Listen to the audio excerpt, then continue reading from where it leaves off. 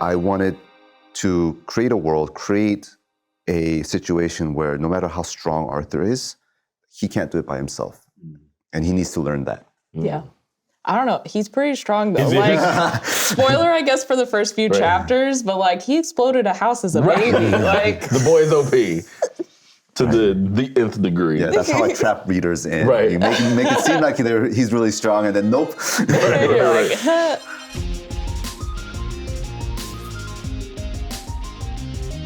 Coming to you from Crunchyroll HQ, this is the Anime Effect. Each week we bring you interviews with amazing people from across the world of anime, from directors to actors, artists, and more to discuss their work and their anime faves. It's pop culture with an anime lens. And today we're going to be sharing yet another amazing conversation from New York Comic Con, this time with the author and creator of The Beginning After the End. Hell yeah, brother. TurtleMe. This conversation has become increasingly relevant, of course, because it is now 2025 and the anime adaptation of The Beginning After the End is coming out this year. We cannot wait to see it. So definitely stick around to hear some inside scoops, a little bit of conversation from the author themselves. So it was great. It was good. It was a good conversation. Turtle's awesome. Turtle's awesome. I'm your host, Leah President. It's me, LeAlec Murray. And hello, you may as well just call me Nick Friedman now. I'm Haley Weston. What is it like? New Coke, new Nick? Yeah. You know when Pepsi rebranded and they just said, I'm Pepsi rebranded Nick. Hello. It's good to have a trio. And the three of us are here to see just how powerful the effect of anime really is. Okay.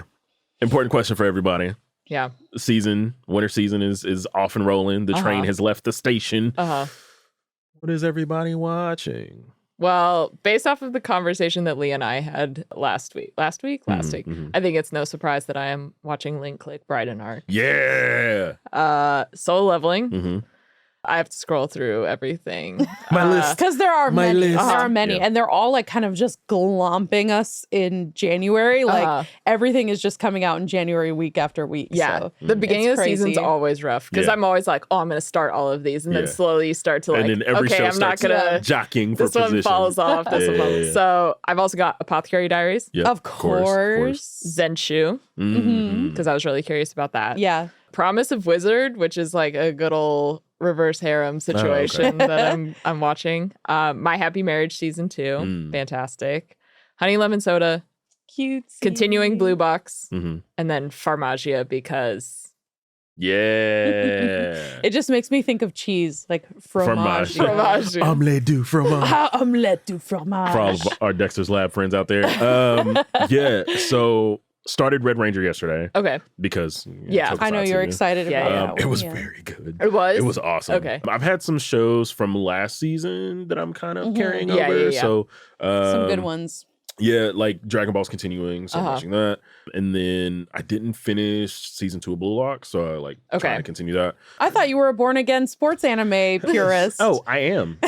He's just behind. Time. But then Shangri-La is continuing, so I'm watching Shangri-La. And then Solo Leveling. God, Solo Leveling. Incredible. The new opening, the new ending. Oh my god. Yeah. So good. Both the opening and ending are amazing. Clutch. But I have the Clutch. opening like on repeat every second of the day. So Zenshu's on my list. Yeah. So I have a couple that I'll probably like filter through this week. Nice. Leah. Guys, the start of January has gone very slow for me. I am going to be watching pretty much most of what you guys mentioned. I'm really excited about, but I have been off the grid. This is my first day back. I have had my toes in the sand and my head so far removed from the world of anime. So I am jumping back in officially of this week. So I will have some updates for you next week of what I'm watching. Yeah. And everybody in the comments, I'm gassing Leah up today. Everybody in the comments, leave comments about the hair. The hair. It's red, you guys. It's red. I'm excited. I haven't had fun hair color in a very long time. But yeah, I needed to up like my anime vibes a little bit. Hell yeah. Hell yeah. Up next, like we said, is our conversation with TurtleMe. T-Bait fans, you're in for a good one with This is your time. We have arrived. Stand up. We're here, so stick around.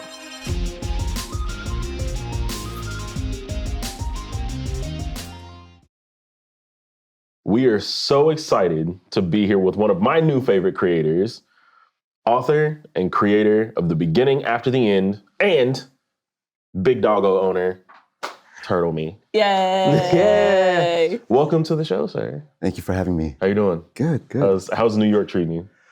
I mean, we came out of great weather. Yeah. I'm thankful for that. Yes. Yeah. So like we do with all of our guests on the show, have to know, what was your gateway anime or manga? And is there anything you're watching or reading currently that isn't your own work? Ooh. I would say back in middle school when I was, staying up late at night watching Toonami, Dragon Ball Z, and Inuyasha. Yeah. That was the animes that I didn't know back then were animes that got me into this whole field. Yeah, definitely. I think a lot of us have the same answer, especially around our age, Right. to where it's Right. I don't know, I just turned it on in the middle of the night and I'm like, I was watching something. Yeah, I was like, What is this? Yeah, Inuyasha was one of the, because that was a part of my rotation too. And then I always remember being like, oh, it's ending now, right? And it just doesn't. I'm like, so actually that's on my rewatch list because I haven't finished it because it always cycled back through. So, but yeah, are you watching anything currently? I recently finished Free Ren. Oh, yeah, so I was a little late So to good. it, but Fantastic. I get why people love this so much. Yeah. Have you seen any of the free run cosplays this weekend? Oh, yeah. Oh, they're so good. Yeah. Every time I go to a con since it's come out, it's like there's a free run, there's a Fern, there's a Right, Stark. right. They're just everywhere. And they're all good. There was a Himmel one that I really liked, actually. really? Yeah. Oh, that's a little more rare. That's so good. Yeah, I saw yeah. an Eisen yesterday. Oh, really? Which is that's the first time I've ever seen an Eisen. So shout out to the Eisen cosplayer at New York Yeah, Comic Con. I yeah. saw you. There's been a lot of great cosplay. So I have to ask, I was at your panel, and so I know the answer to this Right, question, right. but I feel like others have to know. What was the inspiration behind your pen name, TurtleMe? Oof, I always get asked this, and I always wish I had a better answer. It was literally a second thought. I had to make a username when I was publishing my novel on an online platform, and I knew this was my first story that I was just kind of trying out. I was going to write slow, like a turtle, But I said to myself, hey. Tortoise and the hare, right? Yeah. The whole fable of, slow and steady wins the race. Right, right. Absolutely. That's what I'm going to be. So, turtle me, I guess. I am the turtle. Yes. As if that wasn't obvious enough. Right. But hey, it's all worked out. It works. I mean, Yeah, it's weird because it almost kind of feels like the Xbox Live name that you create that you just have to stick with. Yeah. I'm just glad I didn't pick something more embarrassing. Right. the XX, whatever. Like the XX. Lady Killer XX. They're like, hey, this story is written by a lady killer. Yeah, that would have been some trouble. I mentioned your dogs earlier. Yes. I got to see them. Oh my God, I'm so jealous. Absolutely great. So what kind of dogs do you have? What are their names? Do they run your house? That last question threw me off guard, but yes, I have two dogs, a German Shepherd named Bree and an Australian Shepherd named Roy. Oh wow, okay. And Energy. Yes, the energy they bring to the house is as if they own the house. So, Absolutely. my part of the bed is his part of the bed. And so there are times when I'm like, I look at him and I'm like, do you want me to sleep on the couch tonight? Do I not need to be here? Okay, I guess I'm gonna just leave. Oh my gosh. I used to have a Rottweiler. Okay. And so it's definitely like that big dog, kind of one breeds that people are kind of scared of energy. And so I absolutely love those kinds Right. of dogs. And now I have a 4-month-old puppy. And so That's tough energy. though. Yeah. I know, I feel bad for my partner who's at home right now taking care of her. I'm like, I'm sorry, I'm coming back soon. I just have a little 14-pound dog that I can just, all right, buddy. Suitcase dog. Right. Just, I can cart you off if I don't like what you're doing. Just, whatever. Yeah, I push my dog off the bed and he looks back at me and sighs like, my bad. I'm sorry. Excuse me for disturbing Yeah, you, your sir. highness. Right. That's the best kind of dog energy in the house. Yeah. So we've seen a massive uptick in webcomics and webtoon adaptations into anime series. What do you think it is about these stories that make them perfect for animation? Well, I would say that webcomics inherently are episodic. So they are formatted so, you can consume it in bite-sized pieces. Similarly with anime, which are, just the pure content itself is probably closer to like 20 minutes, right? So just kind of translating that. Obviously, one chapter of a webcomic won't translate into one chapter of an anime, but I would say there are story beats and pacings where it's easier to really kind of adapt that into an anime. Yeah, I didn't even think about the episodic part of it, No, but I it's didn't true. either, Like yeah. an episode of a webtoon or a webcomic is like much more digestible than like a whole chapter of a manga or something like that. So yeah, that totally makes sense. And then let's talk about the panel. More importantly, we announced that there's an anime adaptation of T-Bait, The Beginning After the End, coming from Studio ACAT.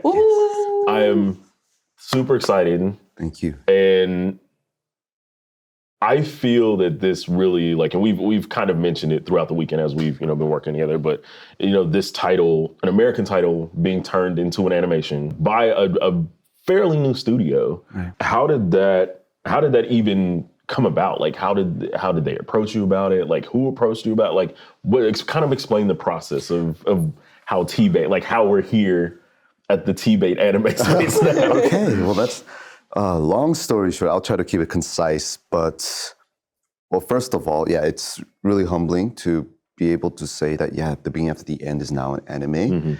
I was at a signing last night and people were like, just congratulations.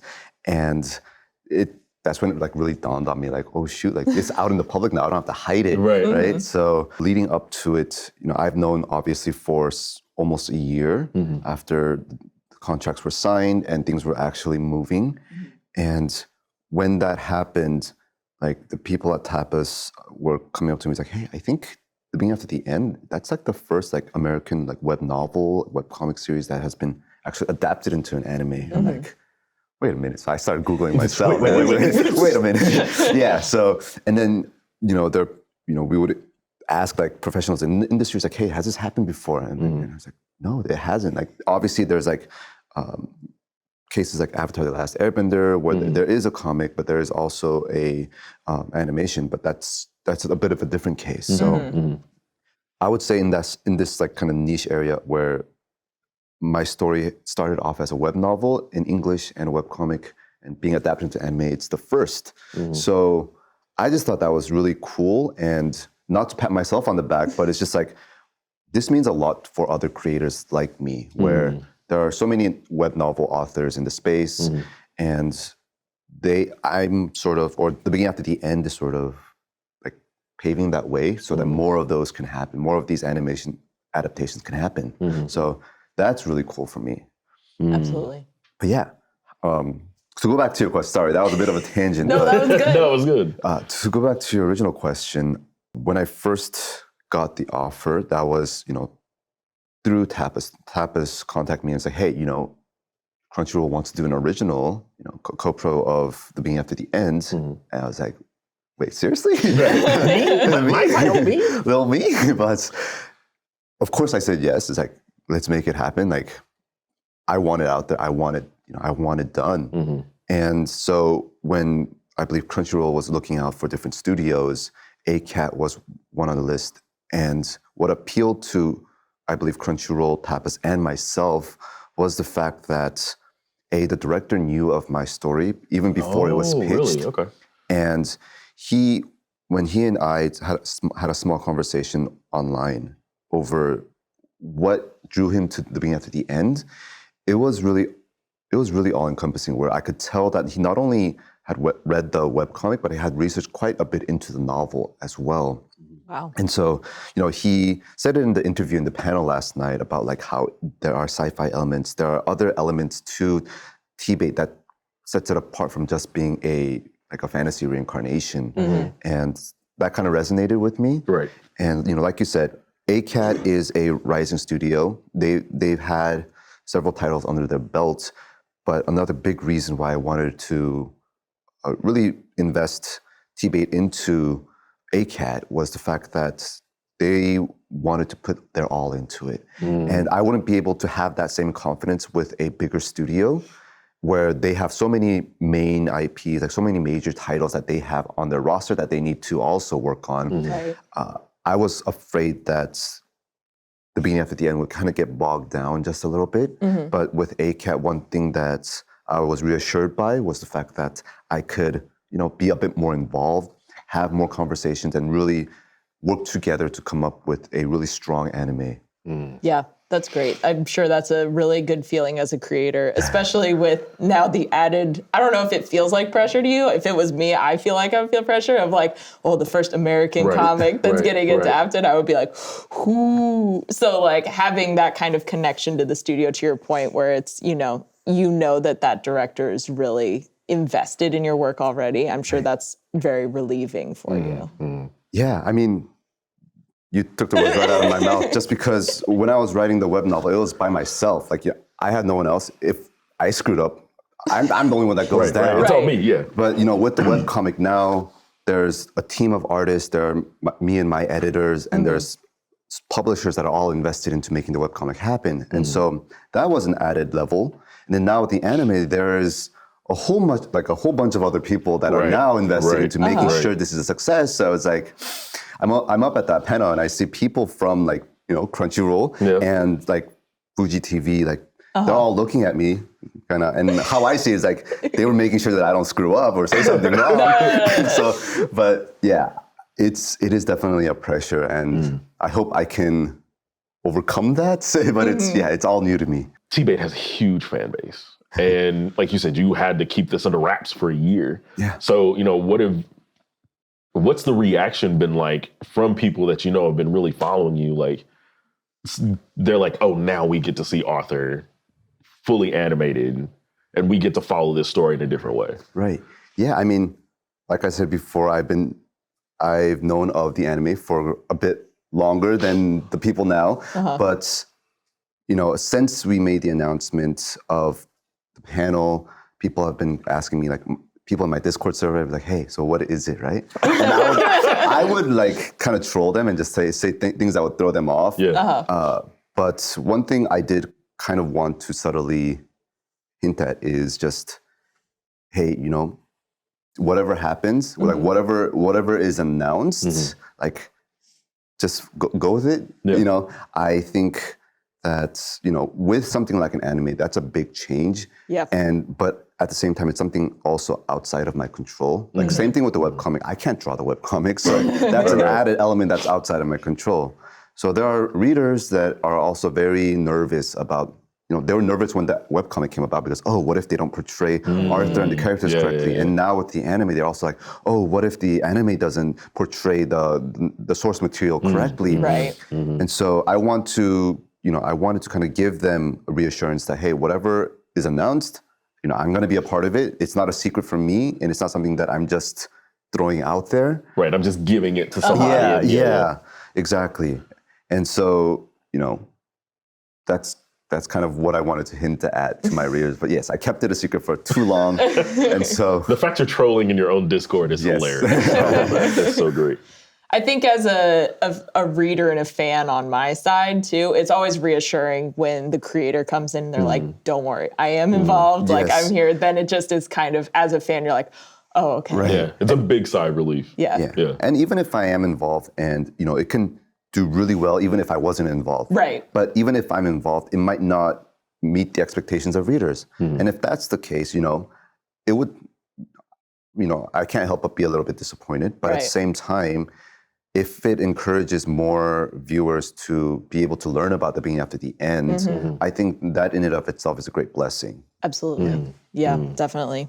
Can you talk a little bit more about where the idea of the series even came from? What was the inspiration? So I thought about this a lot just because this is a question that I get asked frequently. But, the beginning after the end really is an amalgamation of how I grew up. And that means, I came to America when I was 3 from Korea. And so, I spoke Korean in my household, and I was aware of the Korean webcomic and light novel industry. And, I started reading that at a young age, even when it wasn't translated.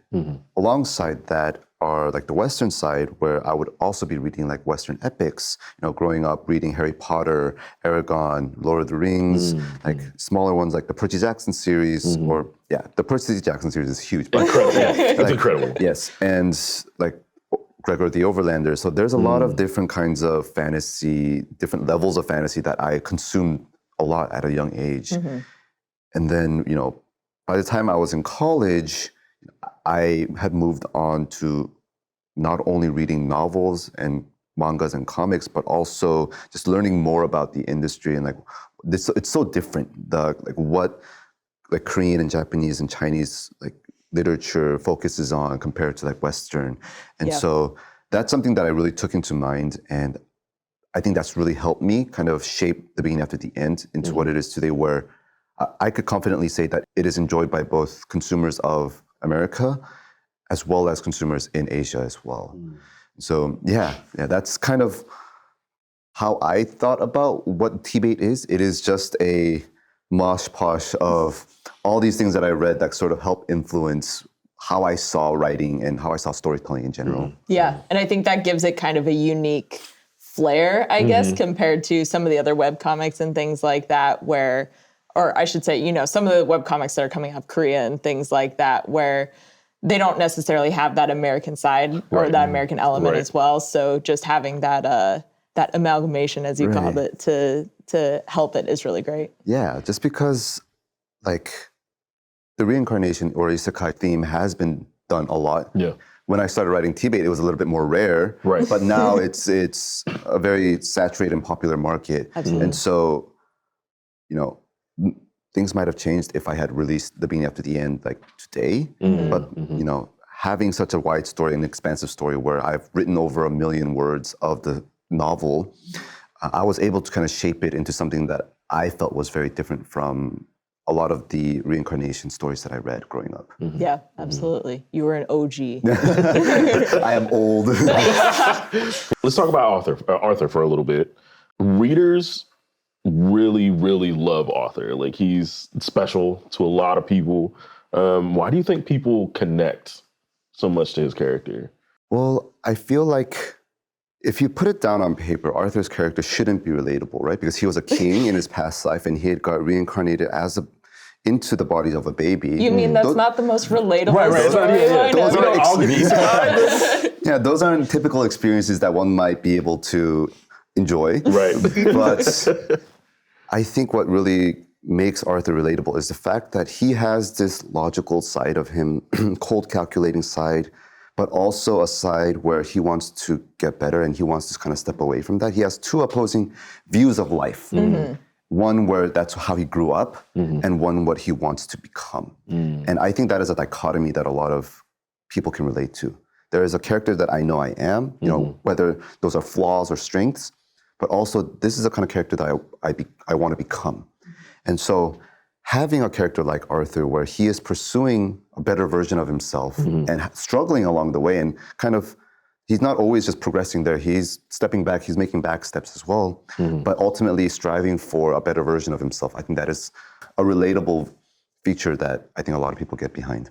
Yeah, absolutely. We all have that one person we want to be. Yes, absolutely. I mean, and is that, have you ever thought what you wanted people to take away from the series, like a message you wanted them to take away from T-Bait? One of the themes that I wanted to instill in readers is the fact that Arthur is a very overpowered character.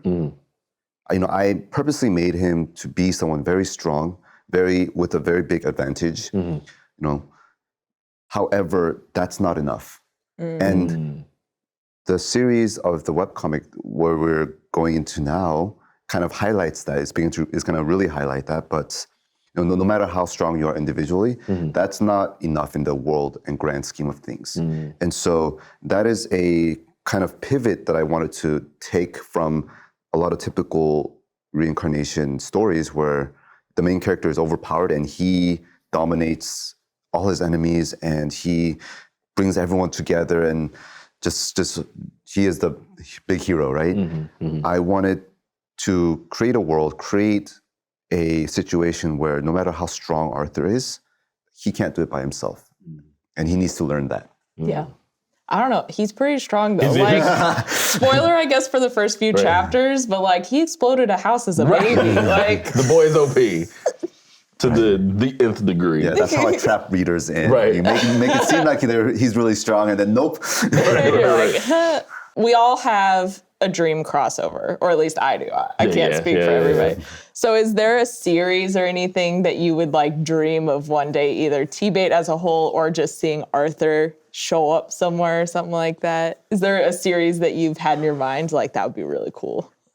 Yeah, thinking about it just for a little bit, I would go one of two directions. I would want like Arthur to be in a world like Friedman, where again it's super expansive. There's so much going on, but it's not necessarily in like super turmoil, right? It's a little bit more calm. Like how would someone like Arthur, who in his story is used to having so many situations that are against him, how would he navigate a life that is actually pretty peaceful? Right. With all of his powers and strengths, how would he navigate himself in there? That's an interesting thought that I had. Yeah. And you go the other way where like what if he was in a world that was back in a more modern world, like Jujutsu Kaisen, but there are like, there's a secret society, secret world where a lot of bad stuff are happening. Like, how would Arthur navigate in a world like that? So, yeah, those are the kind of options that I was weighing. That'd be cool. That's pretty good. That's pretty good. A post-hero land, so to speak, for the Friedman aspect. I'm always like... Arthur retirement arc. Yes, exactly. His little like bakery or whatever he decides to open. Oh, so good. All right. I know we have to let you go, but do you have a message for the fans of T-Bait out there? Ooh, I communicate with my readers a lot, a little bit more than I should. Trolling sometimes. in the Discord. But I would say, there's a lot of things that are happening and now people are aware of. And I just want to give them a reassurance that I'm going to be behind it. I'm going to be doing my best to make sure that whatever happens, I have no regrets. But I did my all, and if it's a major success, I can pat myself on the back and say, I did it. No, I'm just kidding. But it was all me. It was all me. But, as in life, there's things outside of your control. And my part in it is, as the creator of the beginning after the end, I give whatever people need from me, whether it's the anime studio, whether it's the MGK Story who's doing the webcomic. I want to provide everything that I can to set them up for success. So that is really my role in this now. Obviously I have the novel that I'm continuing to write, but after that, all the expanses going to webcomic, going to anime, and hopefully going to all other things, it's not just me anymore. It's so many people behind it that want it to be a success, want the beginning after the end to be a success, that my role in it has to be a supportive role of, here's everything that I can do for you. Take what you will, I'll do my best. Right. That's great. Yeah. Well, thank you so much for coming on. Always a friend of the show now. So anytime you want to come back, you're more than welcome. Yes. Thank you so much. This was so much fun. Thank you. It's a great weekend. And there'll be more T-Bait news soon. Stay tuned.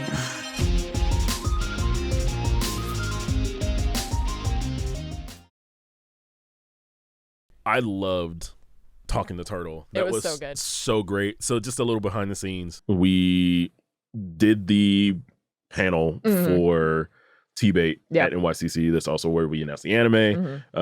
Great panel, by the way. Great panel.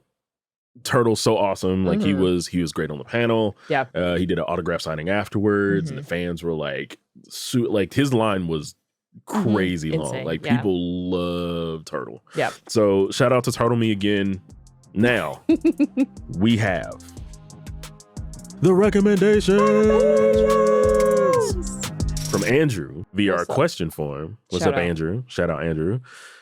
What are the crossover anime series so far? I remember seeing a crossover between Dragon Ball and Dr. Slump. So basically, what Andrew's asking is what are our favorite anime crossovers? Right. That's a little tricky. It's a little tricky. So I'm going to kind of rejigger the question here. I'm going to take some Lego blocks and move them around and make it something different. Yeah. What is a anime or manga crossover that you guys are a fan of? Like, what's your favorite one? I would say one of my favorites is in a romance series called Kiss Him Not Me. Iconic. Love that series. Where they have like a day at like their school festival or something, where like they're dressing up as different anime characters and they put on Attack on Titan fits. Loved that. And I think it's also appeared like across different various like episodes where like characters are going to a manga shop or whatever, and they have like the like off-brand knockoff versions of those. And I'm like, wait a second, that's this anime or this that manga. I almost said manga. But I love those little cameo moments because I think like a true anime like crossover is very few and far between. Few and far between. I was right the first time. You had it right. So yeah, I like seeing like little moments where I can be like, whoa, like, and also I think, you know, talking more about Attack on Titan, but there are different Titans that you can kind of sometimes pick out that look very similar to some of Isayama's favorite actors, like Bob Odenkirk. Oh, really? Like the Bob Odenkirk Titan. There's a Bob Odenkirk Titan? Yeah, there is. That's incredible. So there's like different little cameos of like actors he likes that get like a Titan form. That's awesome. Yeah, I love those. Oh my God, he's like a canon Breaking Bad fan. So I just Googled it. So yeah. Wait. Uncanny. Oh my God. And it made the anime too. Iconic. Has Bob Odenkirk commented on this? I don't know, but we need him to. We need him to. I need him to be. I headcanon him as an Attack on Titan. Let's get him on the show and let's ask him. Haley. I'm gonna go a similar route that Leah did because obviously, like we said, like actual crossovers are super difficult. Yeah. But there is a show called Anime Guitarist, which is kind of a slice of lifey parody show. But it's about this girl who joins her anime club at her school. And there's just so many references. And again, it's like off-brand, whatever. Yeah, I love it. But it's like, that's the whole thing, is just like constant references to different series. And I remember the first time I watched it was right when I was starting to come back into anime. So I hadn't seen a lot of like the most recent stuff. And so I didn't necessarily get all of the like the references and things like that. But then as I was watching more, I remembered the reference from the show. And then I was like, oh my God, that's what they were talking about and stuff like that. So I know you from the knockoff version. Yeah. So now I'm like, I have to go back and watch it now that I've watched more anime and stuff like that. And I have more like context into everything so that I can enjoy it even more. But it's such a funny show. Okay. Nobody's going to be surprised at any of my answers here. Dragon Ball. Naruto and Ninja Turtles have a thing going on right now. It's awesome. Hell yeah. Of course, you would think like Ninja Turtles. It matches. It matches. They make the story work. Ninjas. Am I right? Ninjas. What about those ninjas? So that's great. I love it. And then Power Rangers and Street Fighter had a whole like collab thing that they did for like a year. It was really weird, but it really worked. Like Ryu and Chun-Li had their like they have their own Power Ranger forms. Like that's crazy. Cool. It's cool, but it's super crazy. But then also, if we want to reach in the kaiju bag a little bit, Godzilla was kind of everywhere this last year. Did the Godzilla vs. Kong vs. Justice League. There's also a Godzilla like Marvel thing that's happening, like Ultraman and the Avengers was a series that happened last year. So like there was a lot of like toku, like kaiju stuff that happened like in the realm of like comics that I was a really big fan of. And so just really like random things. But you know, that's what mashups are about, right? Like they like you take some of the most unsuspecting stuff and you like put them together. So yeah, no, those are mine. Also shout out to any anime skins in Fortnite. Fortnite continues to be the ultimate crossover for everything. One of my favorite things to do is I have the Goku Black skin. Yep. And so take the Goku Black skin and just like run around as Goku Black. And like just the concept of any anime characters with guns. Yeah. It's so funny. It's so weird. funny. It's weird. But also, I'm really sorry to bring this up, but I think it's so funny because while you were talking, I went on Reddit to see if like anyone could pick out any like just to see like examples of true crossovers. Okay. I don't know if unconfirmed because I just pulled this from a freaking Reddit thread. But why is Haruhi on this episode of Peppa Pig?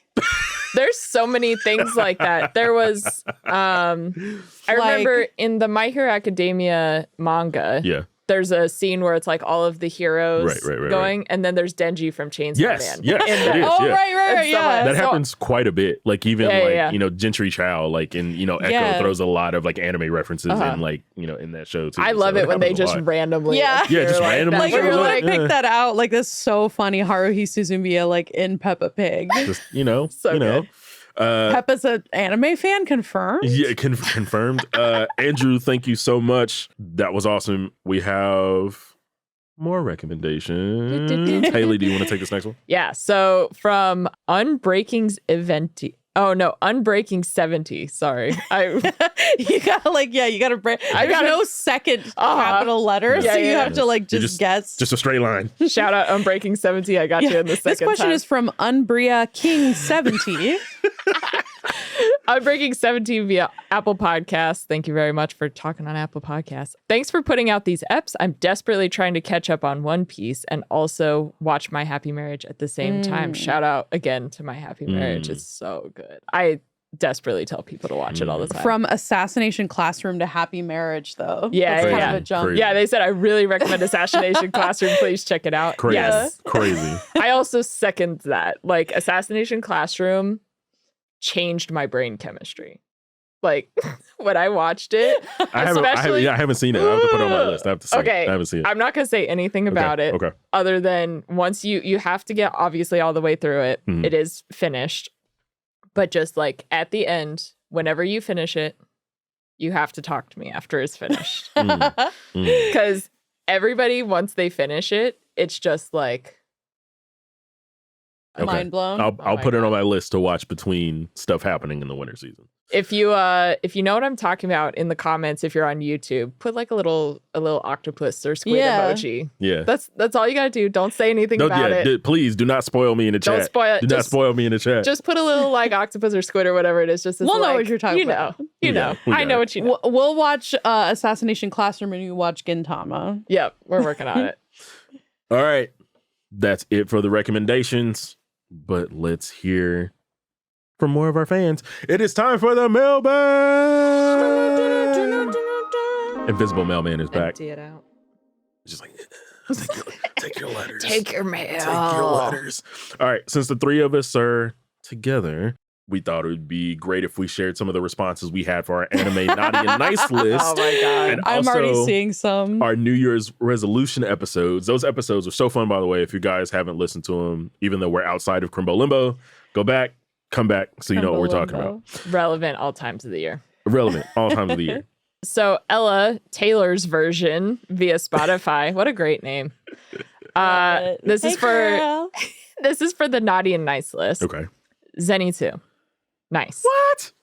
I would agree. Continue. I think Zenitsu is nice. I agree. Continue. Who's on our naughty list? Continue. Aaron, naughty because he literally committed genocide. Crying face. Yep. Naughty. Yep. Thorfinn, nice because he's trying. He did try really hard, He's but trying he did so do hard. some questionable things. Yeah, but like season at the behest 2 of someone else. But also still. like season 2, he's better. He tried. He's better. He's trying. He just wants a house in the mountain, like someone else I know who's on the naughty list. Mikasa, nice. Mm-hmm. And then Armin, nice. Aw. Yeah. Good list. I agree. Okay. I agree with this list. All right. From at that one Tanjiro, though, Tanjiro's on the nice list. Of course he is. Why He's an would angel baby. Why would Tanjiro not be on the nice list? He's a little bean. He's Mm-hmm. He's a tough That's our little guy. guy. We Why would love he him. not The be? bestest. Yeah. The bestest. Totally agree. And also, shout out to Lee for pronouncing that because I saw this and I was like, Thanatone. Thanos, My reading's Tanjiro. You know what? Today. If you stare at it long enough, you can decode it like unknown from Pokemon. That's just Oh my God. Yeah. Okay, Leah, third list. This one is coming from Emily on Spotify. We've got Denji on the nice list. Deku on the nice. Okay, wait. We've got some questions about the Denji. He's a 50-50. I don't know. Continue. It depends on what part of the story you're at. I guess so. Also, what you consider naughty or nice, because like sometimes he's a little too horny to be on the nice list. Yeah. Hey, we all. It's how you act on the horniness. Can we continue, please? Then we've got Deku on the nice list. Of course, another bean. Another Tanjiro and Nezuko both on nice list. Nice list. Yeah. We got Shigaraki on the naughty list. Yes. He is like so deep in the naughty list that he gets nothing but coal for like the next like. He's never coming out. Buried He's in never coal. coming out. Entombed in coal. Multi. What's Multi from? Shield Hero. Okay, I didn't watch that Yes, one. definitely naughty. I saw the image. Yes, absolutely. Naughty. Okay. So multi naughty list. Yep. Okarun and Momo are on the nice list. I would Yes. agree. I would very much agree. They are trying their best. Liz Cather on the naughty list. From Villainess. Oh, Villainess. Yeah. Yes. Yep. Yes. Naughty list. Yeah. We love a Yes. Villainess. Yes. Baby Sweets, not to be confused with Baby Banana, Right. but they are both on Banana. Okay. But Baby Banana has seen some things. Yes, so. I would say that Baby Sweets. I see where you're going, because here's the thing: when something Okay, is wait a minute. Yeah, okay, Let me cook. Wait a when minute. something is that cute, I can't help but presume that there has to be some kind of evil there. Like when something is cute and you get like cute aggression. Yeah. You know what I mean? Uh-huh. There's like a level where it's like, I want to hear what Emily's theory behind this is, though, because we have like canon reason for suspecting Baby Banana, the cannibal. Right. Basically drinks blood. He likes banana milk. Drinks banana milk, canon. He's out here. I want to hear your theory, Emily. Write back and tell me why you think He's out Baby here Sweets black is evil. phoning other banana cats to feed his habit. Yeah, exactly. Like in the dead of night, just like grow, like the fangs drop down. Oh my but they're God. cute fangs also. So you're like, wait. Oh my God. Okay, so then we have Turbo Granny on the naughty list. Yes. Yeah. Absolutely. Why are you putting Turbo on the naughty list? Turbo Granny? Yeah. Oh wait, I was mixing her up with Momo's. No. No, Turbo Granny. Turbo Granny, girl, what are you doing? Like, Naughty list Turbo forever. Granny, leave Okarun alone. But yeah, thank you, Emily. Emily actually has one She has more. another one. One more. Also on Spotify. Yeah, we've got Also a on resolution Yeah. from Emily as well. So same Emily on Spotify. Their resolution is for Kazuma from Konosuba to be less perverted. Not gonna happen. Not going to happen, but maybe he'll try. And to get better party members and Also, save points for better overpowered skills. Both of those not happening. Get think Emily in the writer's room. I think that man loves to be miserable. I think that's just kind of like he's just accepted his fate. He has a horrible party. He has horrible skills. And he's just like, I'm just going to feed into it and just live a life. Yeah. Here I am. I choose. It's a choice to be Right, down now bad. it's a choice. Now it is a choice. But thank you for writing in, Emily. Keep them coming. Those are fun. And don't forget to write in whenever you feel like it. Tell us what you're watching, if you have a question, a recommendation, anything. Or if you just want to tell us how you're doing. Tell us how you're feeling. Yeah. Feeling the vibes. Use the question form at got.cr/anime effect questions. That is got.cr/anime effect questions. Or you can leave a comment on Spotify, Apple Podcasts, YouTube, wherever you can leave a comment on an episode. We'll see it. Thank you for joining us for yet another fun and exciting and thrilling episode of The Anime Effect, brought to you by Crunchyroll and Sony Music Entertainment. Be sure to subscribe so you never miss an episode. The Anime Effect is hosted by me, LeAlec Murray, Leah President, Papa Nick Friedman, that is slowly walking back to the studio. Oh, he's going to be here sooner than you guys think. Oh, there's only, you know how kids are like, there's only 2 more sleeps till Christmas. Yep. There's only like, what is it? Like 14 4 sleeps. more episodes 14 until sleeps. Oh, less than that. less than that Yeah. until the father has returned. He has to come back before I completely transform into him. But speaking of, Haley Wiseman also hosted today. We are executive produced by Jonathan Hurst, Joanna Clay, and Papa Nick Friedman. Yep. Our lead producer is Kyla Carnero. Our associate producer is Zoli Koken. Vince Garza filmed and Pixelworks edited the video. Our head of production is Sammy Allison. Special thanks to Carla Solorzano and Tamika Valens-Galasny. We'll be back next week with even more anime, of course. And we'll see you then. Later days, everyone. There's still nothing you can do about it. Oh, I was man. wondering if I was there's waiting. nothing. I was going to get it if you didn't say it. Nothing. Bye, everybody. Nothing.